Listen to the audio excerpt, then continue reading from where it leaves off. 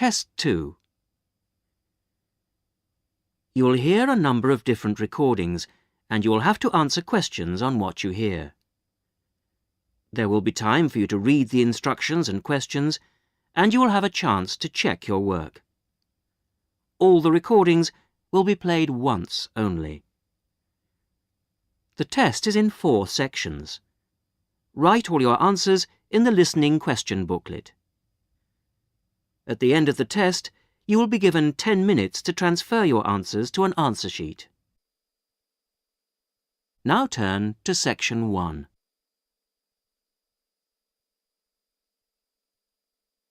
Section 1. You will hear a conversation between the receptionist of a language school and a student who has just arrived for the first morning of his English course. First, you have some time to look at questions 1 to 5.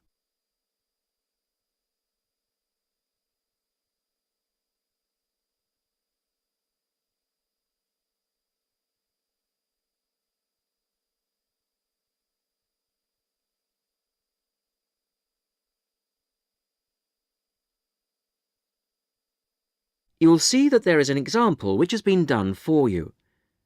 On this occasion only, the conversation relating to this will be played first.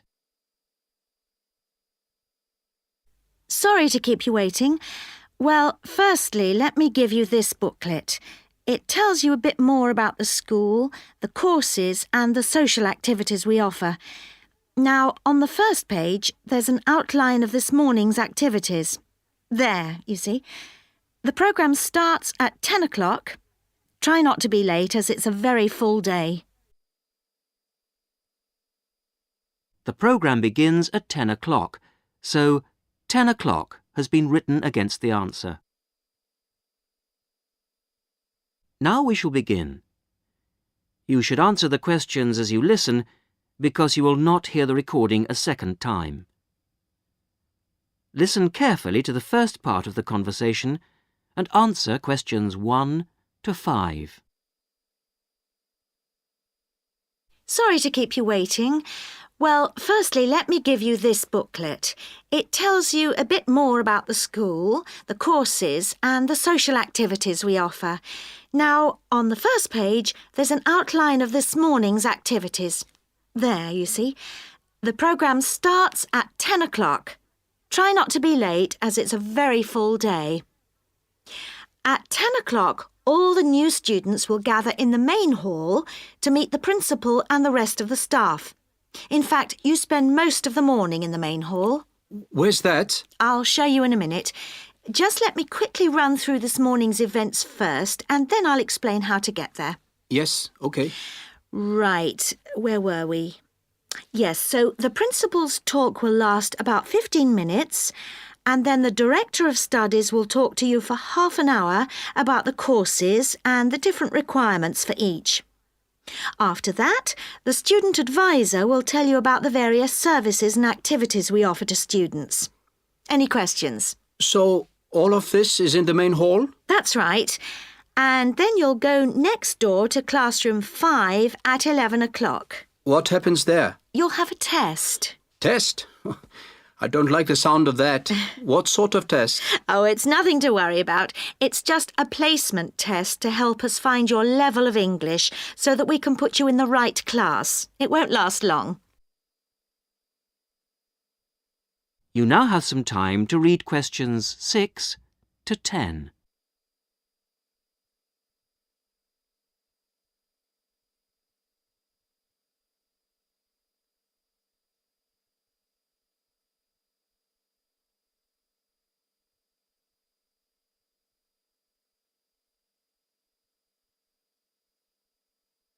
Now listen carefully and answer questions 6 to 10. But how do I find the main hall? Right. If you look on the back of the booklet I gave you, you'll see a map of the school. Let me show you. Look, you came in through the main entrance here, and now we're here at reception. Now, to get to the main hall, you walk on to the end of this corridor in front of you, and then you turn left. Walk along past the language laboratory and then past the library, which is next to the language lab on the same side, and facing you is the main hall at the end of the corridor. You can't miss it. So it's next to the library, in fact. Yes, that's right. I should be able to find that. And do you have a computer laboratory? Yes, we do. Could you tell me where that is? Certainly, yes. You go down to the end of this corridor again, but this time don't turn left, turn right away from the main hall. The computer lab is immediately on your right, OK? Mm-hmm. And where's the staff room in case I need to find a teacher at some stage? The staff room is near the main entrance, on the left over there, just opposite the reception desk. In a day or two, I'm sure you'll find your way around very easily. Oh, one last thing. Is there a student common room? Oh, yes, I forgot to mention that. It's this area here, very close to where we are now, to the right of the reception desk as you come in the main entrance. There's tea and coffee facilities there. Great. Thank you very much. You're welcome. That is the end of section 1. You will now have half a minute to check your answers.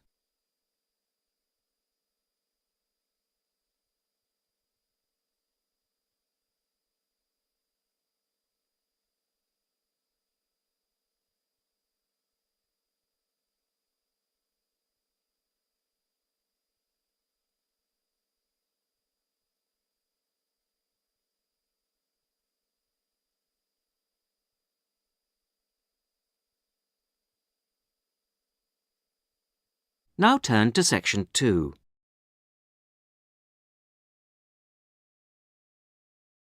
Section 2. You will hear a talk given to new students about a university advisory service. First, you have some time to look at questions 11 to 15.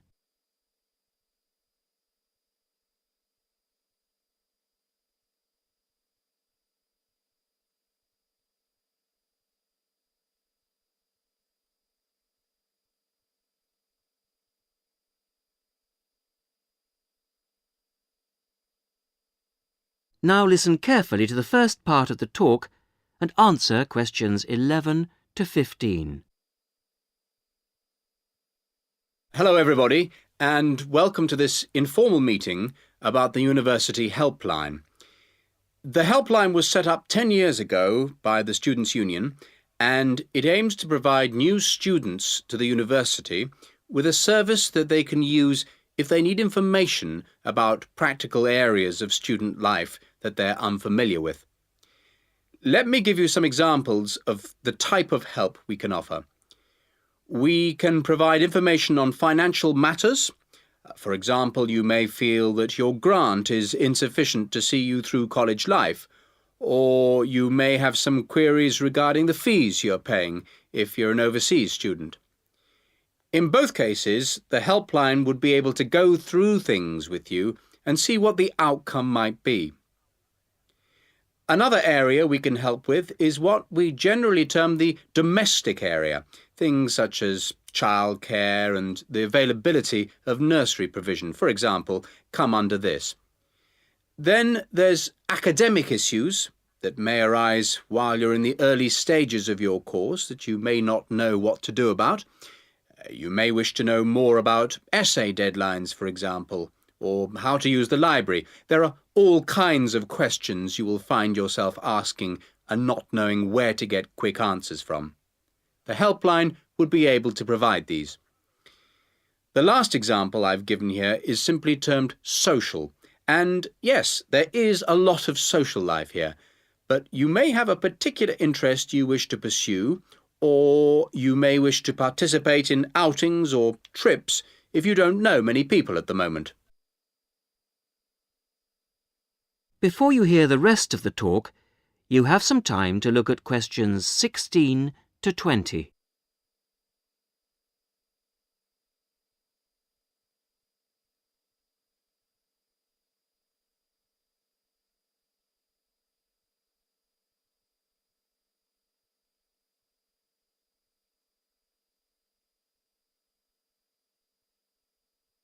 Now listen and answer questions 16 to 20.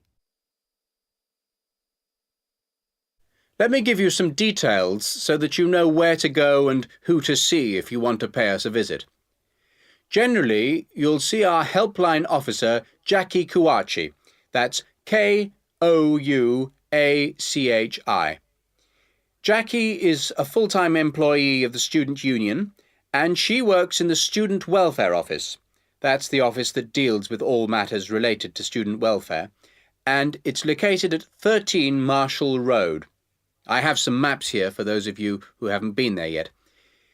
If you wish to ring the office, the number is 326 9940. That's 326 9940. The office is open between 9:30 and 6 o'clock on weekdays and from 10 to 4 on Saturdays. And there'll be somebody there, usually Jackie or myself, between those times. If you want to make an appointment, you can phone or call at the office in person. Please note that it may not be possible for anyone to see you straight away, particularly if it's a busy time, lunchtime for example, and you may have to go on the waiting list and then come back later. Well, enough from me. Any questions? That is the end of section 2. You will now have half a minute to check your answers.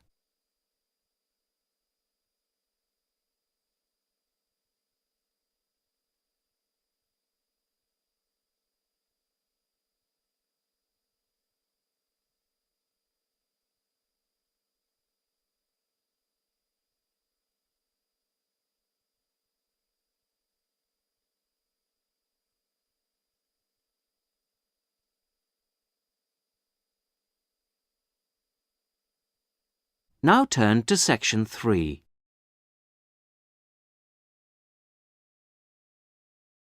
Section 3. You will hear the beginning of a tutorial on a business studies course. The tutor is discussing job interviews with two students, Muriel and Dave. First, look at questions 21 to 24.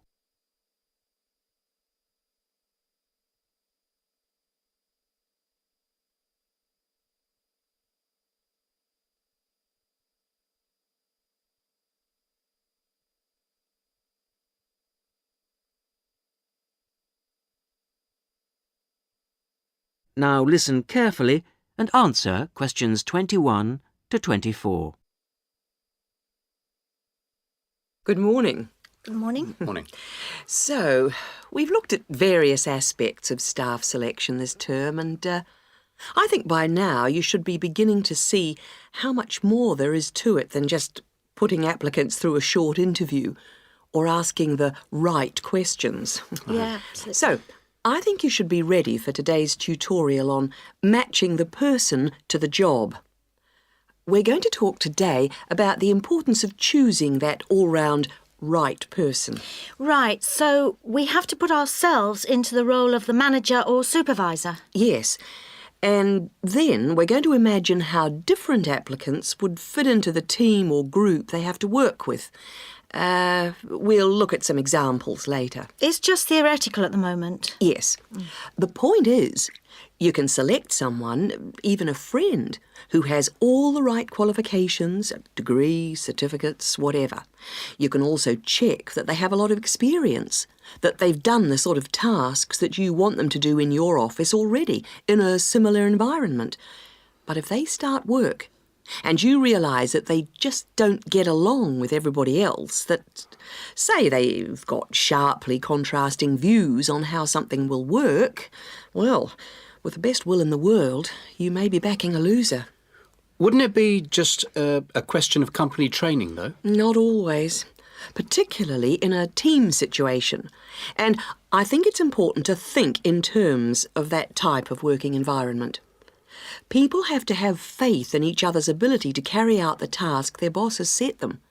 They have to trust that everyone will do their part of the job. And you can't necessarily train people for this. But it's like trying to find out what someone's personality is like in a job interview. I mean, you just can't do that. Even if you try, you won't find out what they're really like until they actually start work. Well, in most interviews, you usually ask candidates questions about their hobbies and what they like doing in their spare time, that sort of thing. So, employers are already involved in the practice of, well, doing part of the task. But it doesn't tell you anything. It doesn't tell you if they're easygoing or hate smokers or whatever. Well, arguably, it does give you a bit of information about an applicant's character. Now look at questions 25 to 30.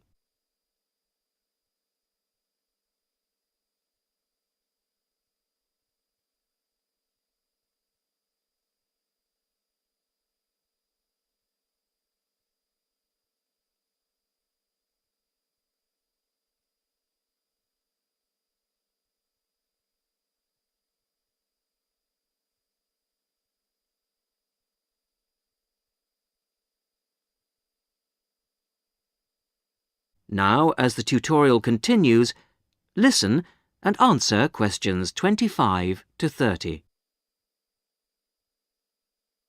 Well, arguably, it does give you a bit of information about an applicant's character, but also, more and more employers around the world are making use of what are called personality questionnaires to help them select new staff. And What's it called?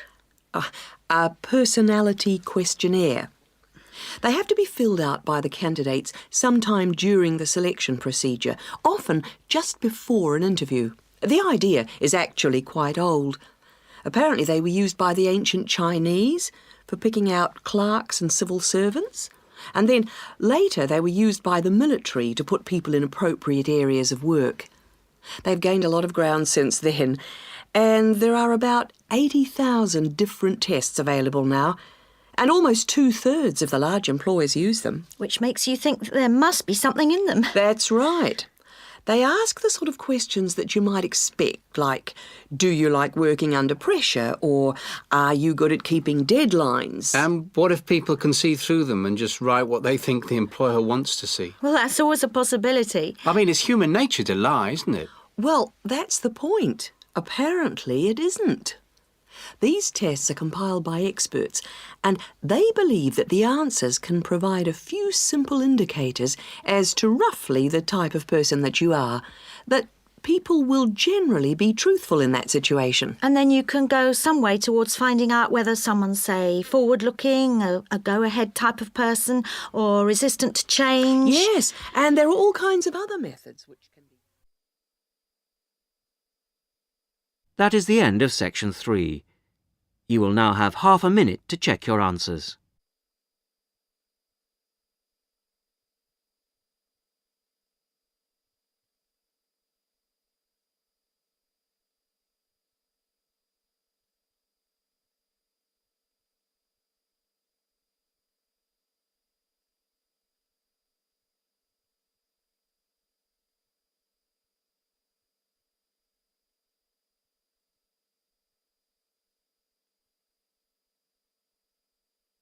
Now turn to section 4.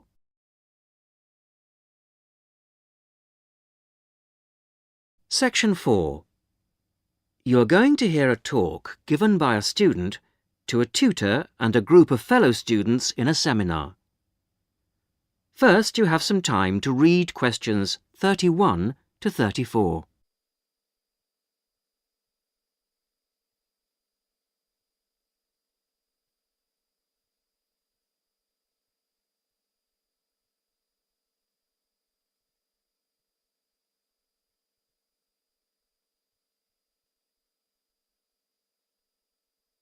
Now, as you listen to the beginning of the talk, answer questions 31 to 34.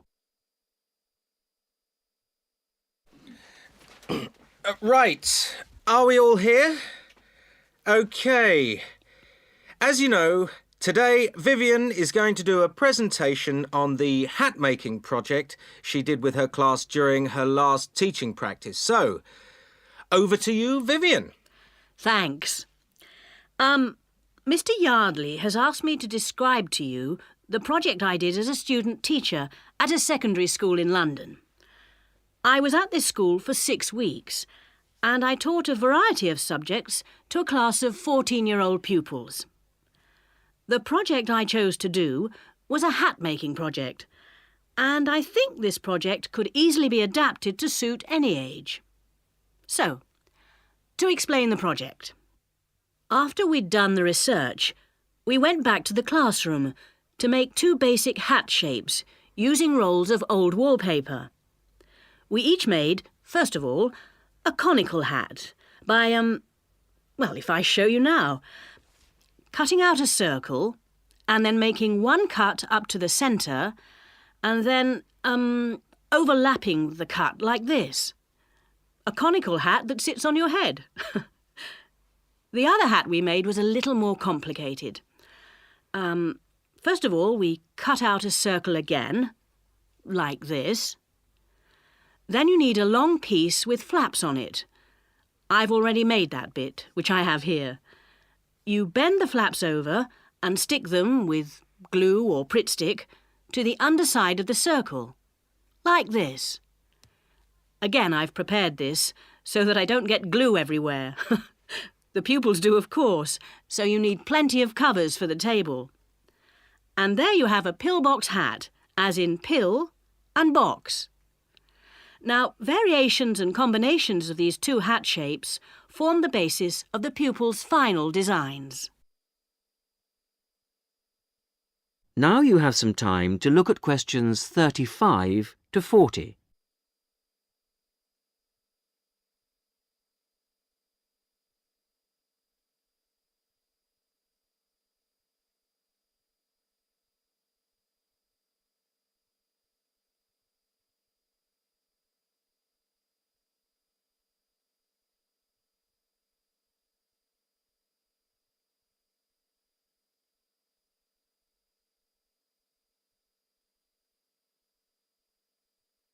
Now listen and answer questions 35 to 40. The next stage of the project was the design phase, and this involved, first of all, using their pages of research to draw a design of their hat on paper. That's the easy part. They then had to translate their 2-dimensional design into a form to fit their head. I encouraged them to make a small-scale, 3-dimensional hat first, so that they could experiment with how to achieve the form they required. And I imposed certain constraints on them to keep things simple. For example, they had to use paper, not card. Paper is more pliable and easier to handle. They also had to limit their colours to white, grey or brown shades of paper, which reflected the colours of the buildings they were using as a model for their hats. And they had to make sure their glue didn't show. Well, it was very enjoyable. And just to give you an idea of what they produced, I brought along 3 hats to show you. This one here is based on a circular stairway in an old building in London. It uses 3 pillbox hats, one on top of the other. This was designed by Teresa.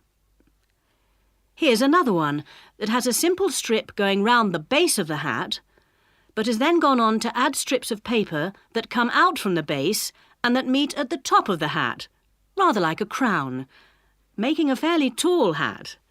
This was made by Muriel. And lastly, there's a combination of the pillbox or single strip around the base and then the conical hat shape on top to form a castle turret. This was made by Fabrice. And there are many more that I could have brought. Thank you, Vivian. That was most interesting. Now, what we can learn from this is that... That is the end of section 4. You will now have half a minute to check your answers.